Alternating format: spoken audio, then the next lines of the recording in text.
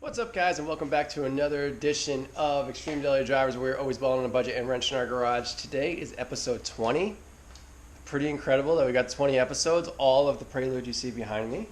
If you're new to the channel, basically this channel covers any kind of cool car, motorcycle, truck that is more than just something that gets you to point A to point B.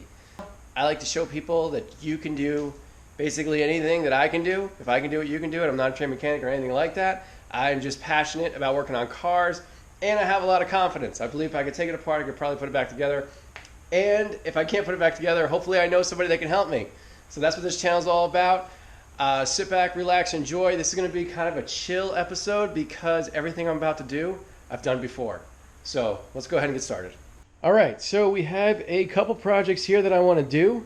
One of them being some front brake pads. The brake pads I have in this car, you can see in there. I'm not crazy about them. There's really nothing wrong with them. The car stops, but it doesn't stop as well as I'd like. So I'm going to change out those brake pads. Second little project, we have my little emblem that I painted, which actually from about here looks pretty good. Just don't get too close to it. So I'm going to throw in that rear emblem, and then we have an unboxing. What do you guys think is in this box? So we're about to find out. So whenever I do something, I always like to do the easiest thing first. So what we're going to do is we're going to throw in that emblem. Let's see how it looks on the back of the trunk.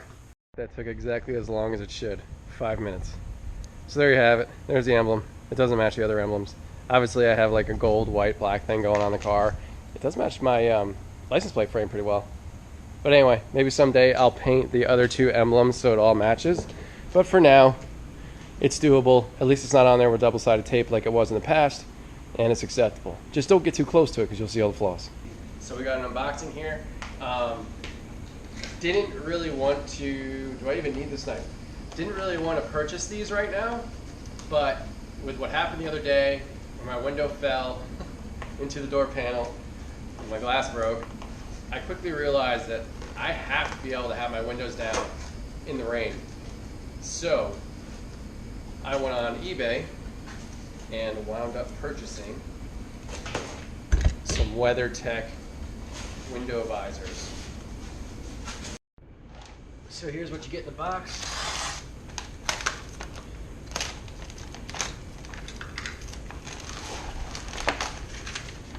Here's my bill, 74 bucks shipped. Pretty good deal. Some WeatherTech stuff. Yeah, so these just stick up. I mean, it's not like, it's not rocket science. So there you have it. Stop! So these things are rad, and why they're so rad is because they don't use double-sided tape like every other one in the world does. So I was assuming that they did. I'm really happy that they don't, because I'm going to show you in a minute why I was hesitant on getting these to begin with. But the way they kind of work is I need to clean my window before I actually do this, like clean it again. The way they actually work is they fit inside the in between your window glass and the weather stripping, and that's it. So friction holds them in place, and that is much better than double-sided tape. So I'm looking forward to getting these things on there. It's going to make the car look cooler, and it's going to allow me to put my windows down in the rain so that my windshield doesn't fog up and make a really challenging driving experience. So let's get these things installed. Should be pretty easy. So again, the way these are going to fit is they're going to go in here. So yeah, that should be pretty cool. There's the driver's side. Dude, these things are awesome. If you don't have a set of these, you need to buy yourself a pair because they are super rad. So a couple things on this side. This is why I wanted to hold off to get these because I wasn't sure how they were going to mount. But I have this ding here, and I didn't want, I assumed that they sat on the top of the door, and anyway, this was going to mess it all up. So I'm glad to see that they don't. They sit in your weather stripping of your window. So I want to show you a cool tech tip here. This is my detailing tip for the day. Do you see this here? You see how it's white? That's from wax, or probably from when I wet sanded. But if you take a little eraser, you can get rid of this. Check it out. So I got some work to do to get rid of that white mark because it's driving me nuts. But this will always remove any kind of wax buildup that you have on your trim or your molding. So there you have it. A little pink eraser for the win. Check it out. Window is not all the way up. It looks like it's all the way up, but it's actually cracked. You see under there? So thieves are none the wiser and lets my car cool down. And this is what it looks like when the window's all the way down. I think it looks killer. I love it. This should have been like the first thing I did to the car. Go out and get yourself some of these because they are rad. How cool that is. Let's talk brakes. So as you guys know, 80% of the stopping in your car is done with the front brakes. And I've had a ton of different brake pads in the past. I have had Axis Ultimates, I have had Akebonos, EVCs, Centrics, Napa Gold. These are Wagners. They're on here right now. And I've had like Duralast, you know, for the regular like daily driver. They're actually not that bad. So anyway, this is my first time. I don't know why this is so hard. This is my first time using Wagner Power Stop, I think they're called, or something like that. I've also used Hawk. That's another one I've used. But anyway, whenever I look for a performance part like a brake pad or a tire or even a shock or strut, whenever I'm curious to read reviews and stuff like that, I always go to Miata.net, because if you don't know, the Miata is, let me set this aside real quick. So anyway, as I was saying, Miata is the most raced sports car in the world. There are more Miatas raced than any other car in the entire world. So they aren't girls' cars. And they have a huge following. And basically anything that can be done to a Miata has been done. So from a performance aspect, I always go on there and I try to read what people are running, what people are using, what kind of success rate they've had.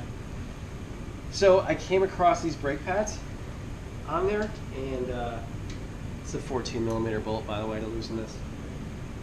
It was really loose. But anyway, I came across these Wagners. They're dirt cheap. When I say dirt cheap, I think they were like $22 shipped off Amazon. I'm pretty sure they're ceramic. Anyway, I don't like them.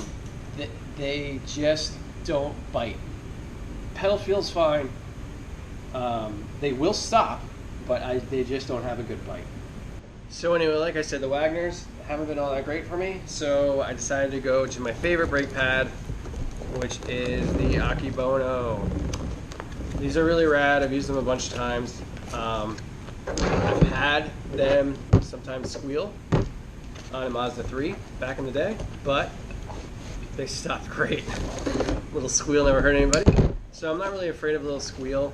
And it wasn't because they were installed improperly. It was just, that's the noise they made on the rotor they were on. But anyway, it's funny.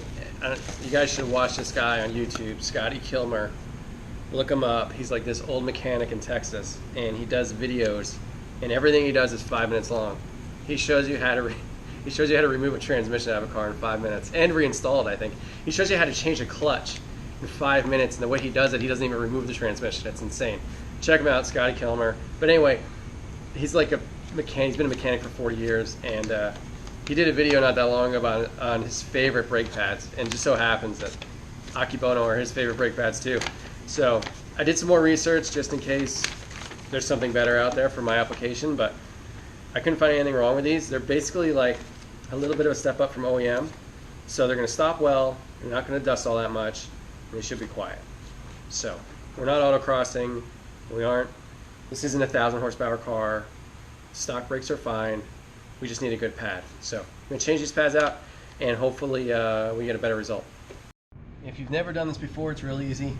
14 millimeter here, 14 millimeter here.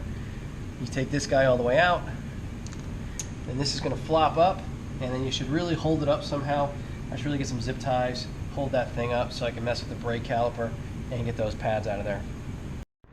So I got the old pads out and new ones in there. Hit it with some brake cleaner. There's really nothing wrong with these. They're fine. They just didn't work all that well for me. So everything on my calipers has been replaced. The calipers actually in the front are remanufactured, so they're relatively new. And I replaced all the bushings and the little rubber boots and all that kind of stuff. So if you've never seen this before, but yeah, it's nice and clean under here. I like to show off my hard work because this took a lot of time and effort.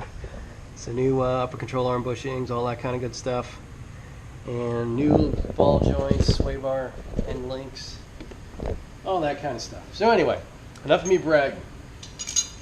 So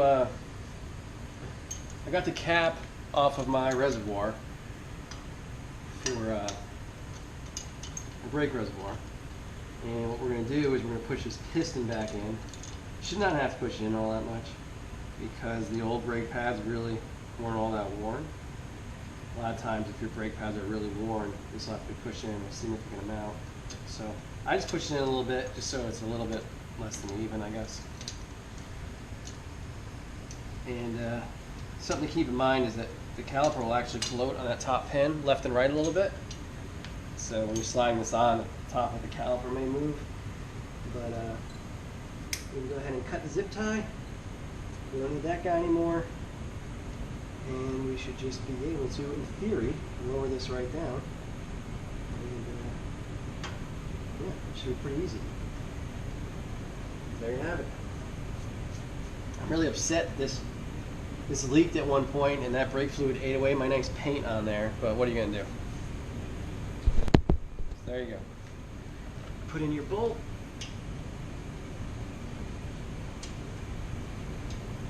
Come on, bolt. I believe in you. There it goes. Tighten those up, and that side's done. So as I'm putting on my lug nuts, I notice just how bad this paint is. I mean, look at this mess. God. So in one of my upcoming videos, we are going to tackle this, and we are going to see if we can make it shine again. I think this is single stage white paint. Obviously it's white, but from what I was reading, white single stage is an extremely hard paint because of the pigment or something that they use in it. So definitely going to be a lot of wet sanding and aggressive polishing. So look forward to a future video and see if we can do something with this horrific paint. Alright, driver's side is done. So let's go ahead, and our fluid is obviously good. One thing that doesn't leak in this car is brake fluid, shockingly. I do have an oil leak that I can't find. We won't get into that right now. Pull up our super cool little spoon. Is that what this is? No, password JDM's little reservoir sock. Look at that. It's performance right there. Tell you what. And first thing you want to do before you drive your car, after you screw that lid on, is pump your brakes.